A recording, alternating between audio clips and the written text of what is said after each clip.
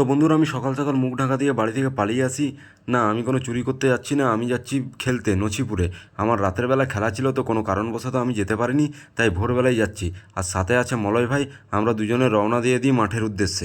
আর যারা ভাবছো যে আমি নাইট খেলা বললাম, কিন্তু আমি সকালে কি করতে যাচ্ছি, কারণ আমাদের এখানে নাইট খেলাগুলো এরকমই হয়, রাতের বেলায় একটা খেলা পড়ে, বাদ বাকি সব খেলা সকালবেলায় পড়ে। তো আমি সেকেন্ড রাউন্ড খেলতে যাচ্ছি, আমাদের টিম ফার্স্ট খেলা জিতে যায়। আমাদের এখানে এরকমও হয় যে তুমি রাতের বেলায় খেলতে গেলে কিন্তু তোমার ফার্স্ট খেলাটাই পড়বে সকালবেলায়।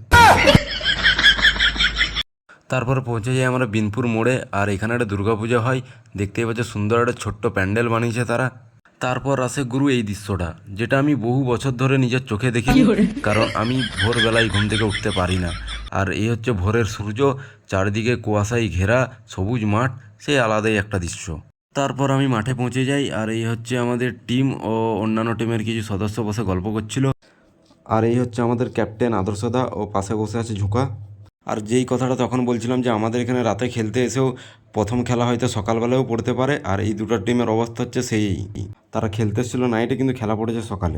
তারপরে চলে যাই আমি কমিটি টেন্টে, সেখানে আমি একটু দেখতে যাই যে আমার বন্ধুর কী অবস্থা, কারণ সে কালকে রাতে খেলতে আসছিল, বেঁচে আছে না মরে গেছে।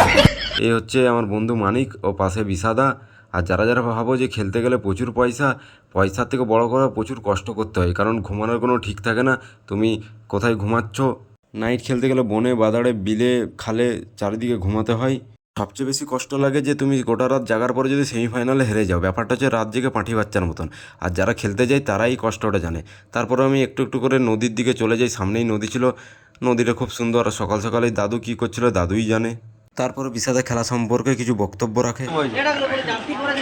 ফার্স্ট রাউন্ড খেলেছি এবার সে ভোরবেলায়, রাত্রেবেলা আসি করে। নাইট খেলা দিলে মানাটা কি জানিনি কখন খেলবো ফাইনাল, মনে হচ্ছে বিকালে খেলা হবে। তারপর সাথে আমাদের আমরা হারিয়ে যাবো, তারপর জিততে হবে। মানিক ভাই, ওইটা দিবে, ওইটা ফেলে দিবে। মানিক তুই কিছু বল। বিষাদা বললো যে ওরা নাকি রাতে খেলতে আসছিল, ভোরে খেলিছে। ভুল করেছে ভাই, খেলতে আসে তুই।